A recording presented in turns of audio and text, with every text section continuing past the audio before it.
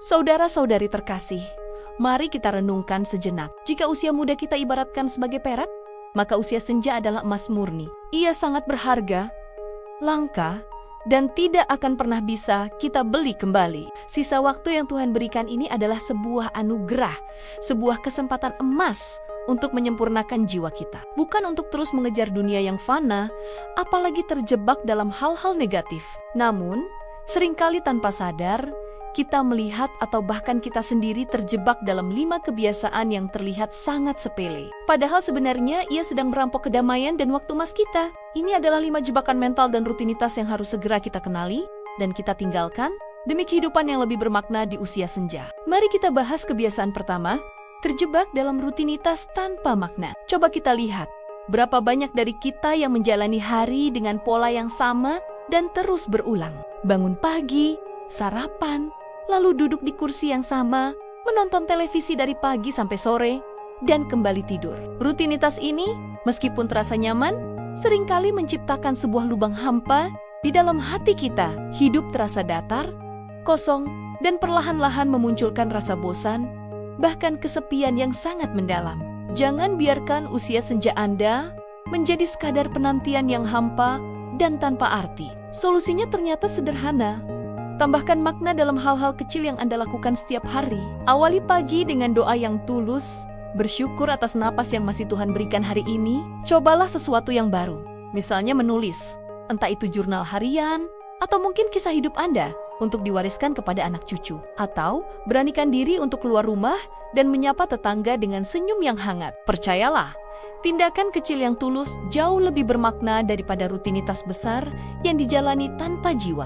Sekarang, kebiasaan kedua yang harus kita waspadai, membicarakan kekurangan orang lain atau bergosipi. Kebiasaan ini mungkin terasa ringan di lidah, namun dampaknya luar biasa berat bagi hati. Ketika kita terlalu fokus pada kesalahan orang lain, kita sedang menonjolkan energi berharga yang seharusnya kita gunakan untuk memperbaiki diri sendiri.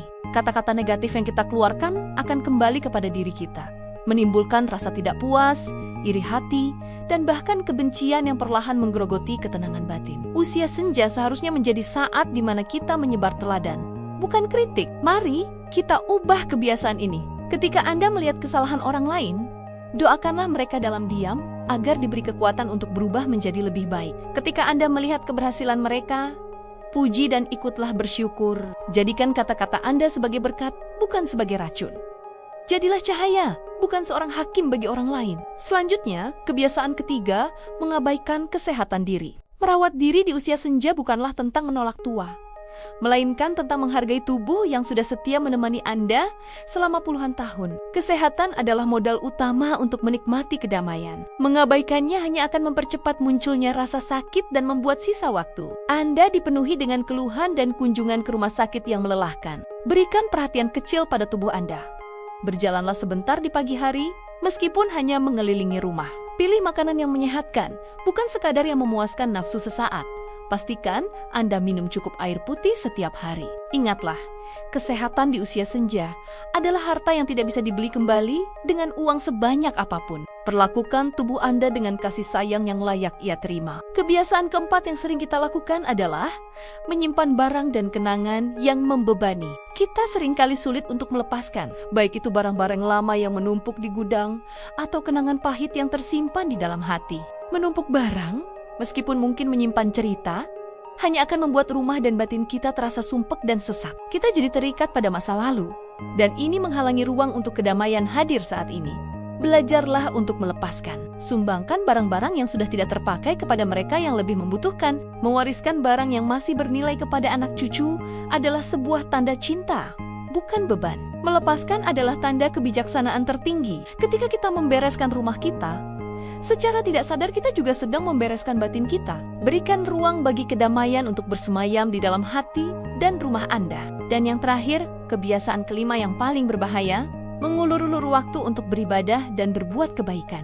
Pikiran, masih ada waktu besok adalah peninion kesempatan emas yang paling berbahaya. Sebab, tidak ada satupun dari kita yang bisa menjamin bahwa hari esok akan datang untuk kita. Usia senja mengajarkan kita tentang batas waktu. Setiap detik yang kita tunda adalah sebuah kesempatan berbuat baik yang hilang selamanya. Lakukan kebaikan hari ini juga saat ini juga. Kebaikan tidak harus selalu besar dan megah. Satu doa singkat yang tulus dari hati, satu senyuman yang bisa meringankan beban orang lain, atau sedekah kecil yang diberikan secara ikhlas. Itu semua jauh lebih bernilai daripada rencana kebaikan besar yang terus-menerus Anda tunda. Jadikan usia senja Anda sebagai musim panen kebaikan, bukan musim penundaan. Saudara-saudari, usia senja adalah kesempatan terakhir kita untuk mengisi diri dengan kebijaksanaan dan kedamaian yang sejati. Mari kita bersama-sama tinggalkan kelima kebiasaan tanpa nilai ini. Jadikan diri Anda cahaya yang menerangi keluarga dan masyarakat di sekitar Anda.